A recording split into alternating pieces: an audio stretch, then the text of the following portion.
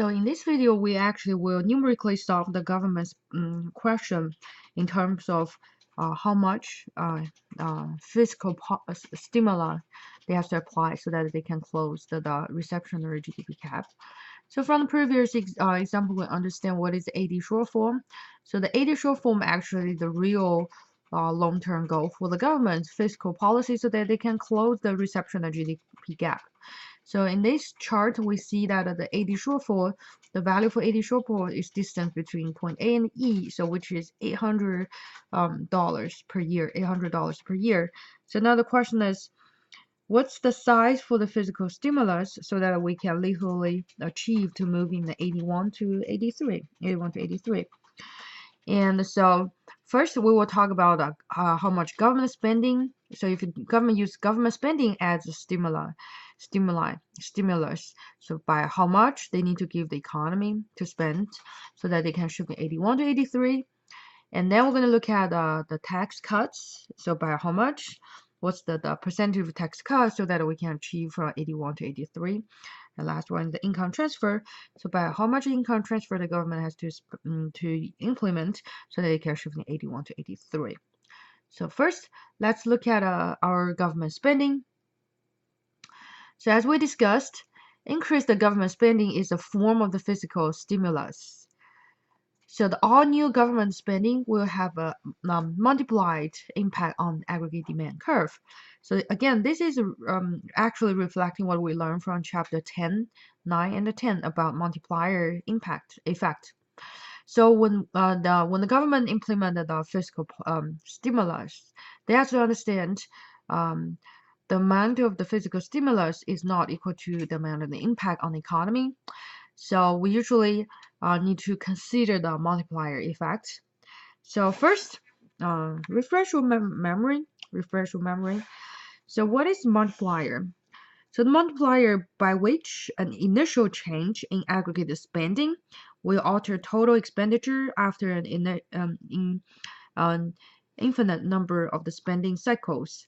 So the multiplier, based on what we learned before, actually is equal to 1 over 1 minus marginal propensity of consumption. So this multiplier's value always larger than 1. So larger than 1. So which means if you spend, so let's say if the multiplier equal to 1.2, so that means by increase by one physical stimulus actually will help to increase the AD by 1.2. So that's called multiplier effect.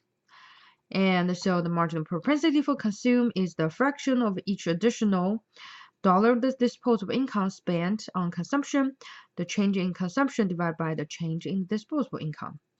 So now after they understand this kind of multiplier effect, so now you should know in order to achieve this this goal, the horizontal shift in AD, which is our AD short form, it is equal to our multiplier times fiscal stimulus. So this will give us what we see on the chart here.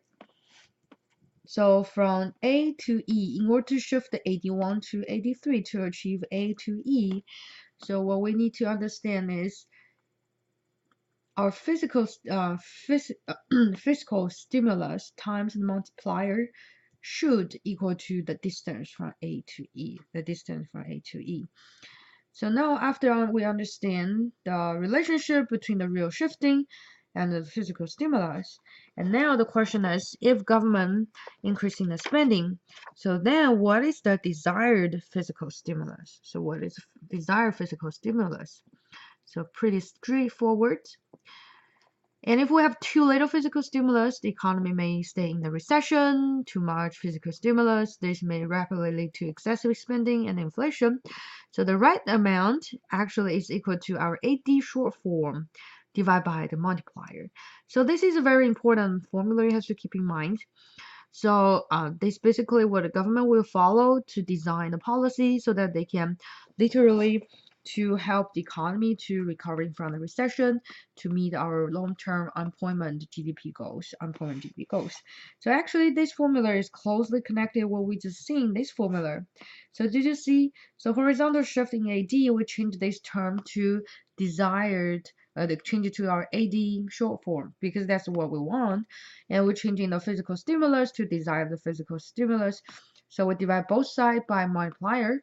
On the left hand side will become AD short form defined by multiplier, and on the right hand side is our desired physical stimulus. So if we flip right and left hand side, and then we will end up this equation we saw here. So this is what we saw here. So this is to answer the question, if the government try to increase in the spending and to achieve the full-time point GDP. So now what is the desired government purchase? And so that is equal to AD short form divided by the multiplier. So AD short form divided by multiplier. So one thing for sure is the desired fiscal stimulus will be less than the AD short form. The reason, as I said, because the multiplier effect. So this is one fiscal stimulus that can help the economy recovering from the recession. How about another policy, another tool the government can use? Tax cut. So so by lowering, so for the fiscal stimulus can come from inducing increased autonomous consumption or investment spending. And so so by lowering the tax, the government increased the disposable income of the private sector, including the business and the consumers. And so the individual income tax cut, so if the government adopting this way, this is going to work because the disposable income would increase, causing increase the consumption spending. Also, government can do is reduce the corporate tax. So this will result the profit will increase and spurring increased investment spending. So actually, this tax cut should be very familiar with you guys because it's implemented by the Obama's administration, but also the Trump's administration. And Obama is for the Trump's administration is more turned to cut down the corporate tax. So both will play a role to close that recessionary GDP gap. So now the question is, how much should we cut? So how much should we cut? We understand the rationale behind it, but what is the numeric measures? Well, how much the tax should be cut? So how much the tax should be cut? So a tax cut add no more dollars to the economy. So keep in mind the government spending do adding more dollars to the economy, but for the tax cut, it is just give people more disposable income. It is not adding more dollar to the economy. So it allowed earner to keep more of their current pre-tax income, so which is their disposable income. So in another way, since they are not adding dollars, but just changing the disposable income. So if it's changing the disposable income, it's highly related to their consumption function. So the consumption function. So how much additional consumer spending is controlled by the size of the marginal propensity to consume. So the marginal propensity to consume. So this gives us the idea. So the initial increase in consumption is not equal to the tax cut. So the tax cut is only give more disposable income. So for instance, if consumers save $1, so they may not spend all those $1. So they might just spend a partial of it because the marginal propensity to consume.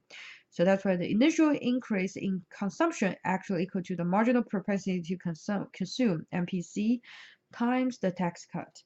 So we're looking for the amount of money they literally use to spend to purchase goods. And so now, what is the so then what we will see is the cumulative change in the spending, our AD curve, actually is equal to the multiplier times the initial change in consumption. So another way, multiplier times MPC times tax cut. So this will be the whole formula. So we replace the initial change in the consumption to MPC times tax cut. So now, can you answer me the question, what is the desired tax cuts. It's pretty straightforward, right? So we know how much we want to shift the R curve. That is our AD shortfall. So the left-hand side here will change into the AD shortfall, and equal to the multiplier times MPC times tax cut. So then we will end up the desired tax will equal to the desired physical stimulus. So the desired physical stimulus, we just learned that it is equal to the AD short form divided by the multiplier and then divided by the MPC. So that will be the desired tax cut. So now you can see what's the difference between government spending and the tax cut is that MPC. So for the government spending, it is equal to the AD the AD shortfall divided by the multiplier. But if we talk about the desired tax cut, so based on what we already get, it has to divide by the MPC. So MPC. So this will be the desired tax cut. So there is a very interesting news on your textbook, and I highly recommend you to read. It's called "Just How Stimulating Are Those Checks?" So let's talk about the tax rebate checks in early 2008 actually led to increases in spending across various sectors. So it's really because our multiplier effect. So after you understand how to find our desired tax cut, so a couple comment on the taxes and investments. So the tax cut may also be an effective mechanism for increasing investment spending, and the tax cut have been used numerous times to stimulate the economy. So notable examples were in 1963, 1981, 2001, 2002, 2003, and 2009.